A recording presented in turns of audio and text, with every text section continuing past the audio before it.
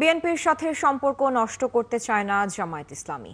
সুসম্পর্ক রেখেই জুলাই সনদ, গণভোট ও জাতীয় নির্বাচন নিয়ে চলমান রাজনৈতিক সংকট সমাধানের পক্ষে দলটি। ৭১কে দেয়া সাক্ষাৎকারে দলটির নায়েবে আমির সৈয়দ আব্দুল্লাহ মোহাম্মদ তাহের বলেন, অন্তর্বর্তী সরকারের দুর্বলতার কারণে রাজনৈতিক সংকট বাড়ছে। শাহেদুজ্জামান সাকিবের রিপোর্ট দেখুন বিস্তারিত।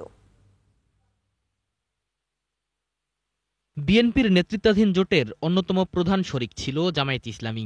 একসময় জোটগতভাবে হাসিনা বিরোধী আন্দোলনে সক্রিয় ছিল দুই দল।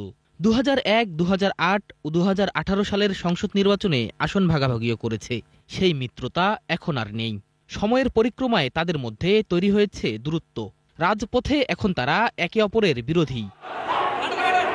মূলত গণ অভ্যুত্থানের পর বিএনপি জামায়াতের মধ্যে দূরত্ব বাড়তে থাকে। জুলাই সনদ, গণভোট আর জাতীয় নির্বাচন, এই তিন বিষয়ে তাদের মধ্যে এখন বাহাত চলছে।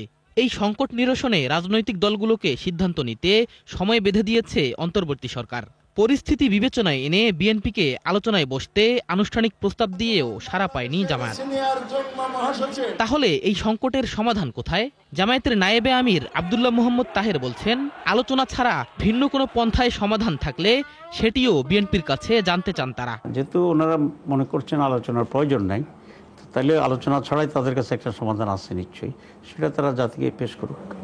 সমস্যা সমাধানে সরকারকেই কার্যকর ভূমিকা নিতে হবে বলে মনে করেন জামায়াতের এই নীতি নির্ধারক। সরকারের উচিত খুব স্ট্রং ভূমিকা নেওয়া এবং রিফর্মসের ব্যাপারে যে প্রস্তাব দিয়েছে ন্যাশনাল কনসেনসাস কমিটি, সে আলোকে তারা স্টেপ নেওয়া। সরকারের এই দুর্বলতার কারণেই সমস্যা ঘনীভূত হচ্ছে। বিএনপির সাথে সম্পর্কের যে টানাপোড়েন চলছে তা পারস্পরিক বোঝাপড়ার মাধ্যমে সমাধান করতে চায় জামাত, এমনটি জানান ডাক্তার তাহের।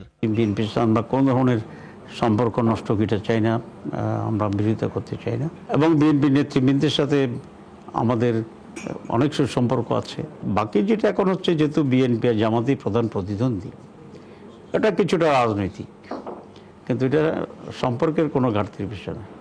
তারপরে আমরা চাই যে রাজনৈতিক কারণে হোক, যতটুকু উত্তাপ আছে সেটাকে আলাপ আলোচনা করে একটা ভালো এনভায়রনমেন্ট তৈরি হওয়া দরকার, বিশেষ করে নির্বাচনের আগে। ২৩৭ আসনে বিএনপির প্রার্থী ঘোষণাকে ইতিবাচক হিসেবে দেখছে দলটি। অনেক সিনিয়র লোকদেরকে ওনারা নমিনেশন দিয়েছেন, এটাকে আমরা ওয়েলকাম করি। শাহেদুজ্জামান সাকিব, ৭১, ঢাকা।